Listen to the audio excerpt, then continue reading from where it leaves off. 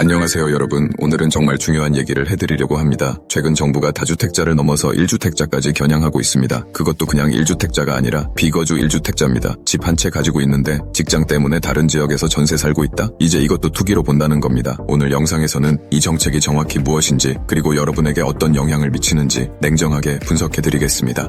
먼저 상황 정리부터 해드릴게요. 대통령이 직접 SNS에 이런 글을 올렸습니다. 똘똘한 한 채로 갈아타기요? 분명히 말씀드리는데 주거용이 아니면 그것도 안 하는 게 이익일 겁니다. 새벽 1시에 올린 글입니다. 그 전에도 신년 기자회견에서 이렇게 말했습니다. 자기가 살지도 않으면서 투기용으로 오랫동안 가지고 있다고 왜 세금을 깎아줍니까? 핵심을 정리하면 이렇습니다. 첫째, 다주택자 양도세중과 유예는 5월 9일 종료. 둘째, 비거주 1주택자도 투기로 본다. 셋째, 장기보유 특별공제 축소 검토 중. 이게 무슨 의미인지 하나씩 뜯어보겠습니다.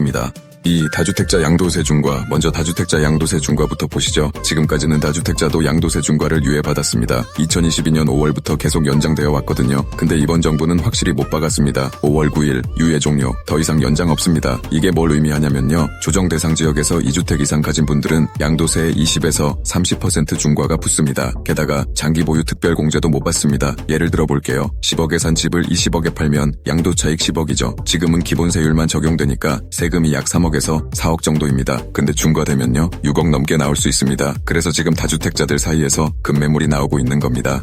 3. 비거주 1주택자 문제. 자, 근데 여기서 끝이 아닙니다. 진짜 문제는 비거주 1주택자입니다. 비거주 1주택자가 뭐냐면요. 집은 서울에 한 채 있는데 직장이 지방이라 그 집에 전세를 주고 본인은 지방에서 전월세로 사는 분들입니다. 이런 분들 정말 많습니다. 지방 발령받아서 어쩔 수 없이 이사간 분들, 서울 집 팔기엔 아까우니까 전세 주고 있는 거죠. 근데 정부는 이걸 투기로 보겠다는 겁니다. 서울 같은 상급지에 비싼 집 사두고 전월세 주면서 정작 본인은 싼 전세로 살면 이건 투기 아니냐. 이게 정부 논리입니다. 그래서 지금 검토 중인 게 뭐냐면 장기보유 특별공제 축소입니다. 현재 1주택자는 10년 이상 보유하면 양도차익의 최대 80%까지 공제받습니다. 보유기간 40% 더하기 거주기간 40%죠. 근데 정부가 이걸 실거주한 기간에만 적용하겠다는 겁니다. 20년 보유했어도 실거주 안 했으면 최대 30%만 공제받게 될 수 있습니다. 세금 차이가 어마어마해집니다. 4. 세금 시뮬레이션. 구체적으로 얼마나 차이 나는지 보여드릴게요. 서초구 반포자이 84제곱미터 기준입니다. 2008년에 11억 7천에 분양받아서 20년 가까이 보유했다고 칩시다. 지금 시세가 약 50억입니다. 현행 제도로 계산하면요. 장기보유 특별공제 80% 적용되니까 양도세가 약 2억 3천만 원 정도입니다. 근데 장특공제가 축소되면요. 6억 5천만 원까지 늘어날 수 있습니다. 무려 4억 넘게 차이가 납니다. 한 곳에서 20년 살았는데도 세금이 이렇게 늘어날 수 있다는 거죠. 물론 아직 확정된 건 아닙니다. 하반기 세제 개편 때 논의될 예정입니다. 6월 지방선거 이후에 구체적인 안이 나올 겁니다. 왜 이런 정책이 나왔나? 그럼 정부는 왜 이런 정책을 밀어붙이는 걸까요? 첫째, 집값 안정화입니다. 대통령이 직접 부동산 문제는 망국적이라고 했습니다. 코스피 5천보다 쉽다고도 했고요. 문재인 정부 때 부동산 정책 실패했잖아요. 이번엔 그 전철을 밟지 않겠다는 겁니다. 둘째, 매물 유도입니다. 다주택자든 비거주 1주택자든 세금 부담을 높여서 시장에 매물을 내놓게 만들겠다는 거죠. 셋째, 정치적 계산도 있습니다. 6월 지방선거를 앞두고 투기꾼과의 전쟁을 선포하면 일반 국민들의 지지를 받을 수 있으니까요.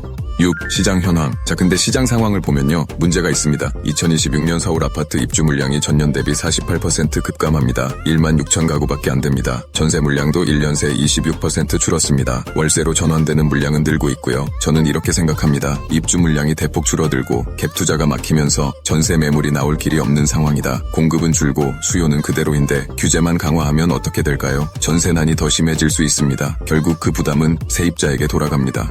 7. 결론 및 대응 방안. 자, 정리해드리겠습니다. 핵심 포인트 3가지입니다. 첫째, 다주택자 양도세 중과 유예는 5월 9일 종료. 둘째, 비거주 1주택자 장기보유 특별공제 축소 검토 중. 셋째, 구체적인 세제 개편은 하반기에 발표 예정입니다. 비거주 1주택자라면 체크하실 것. 첫째, 실거주 기간을 확인하세요. 현재 기준으로 2년 이상 실거주해야 장특공제 전액 받을 수 있습니다. 둘째, 매도 시기를 검토하세요. 세제 개편 전에 팔 건지 버틸 건지 판단이 필요합니다. 셋째, 세무 전문가와 상담하세요. 개인 상황에 따라 전략이 달라집니다. 정책 방향은 이해합니다. 투기 억제, 집값 안정화, 물론 필요한 일이죠. 근데 지방 발령 받아서 어쩔 수 없이 이사간 분들까지 투기꾼 취급하는 게 맞는 건지 형평성 논란은 피할 수 없어 보입니다.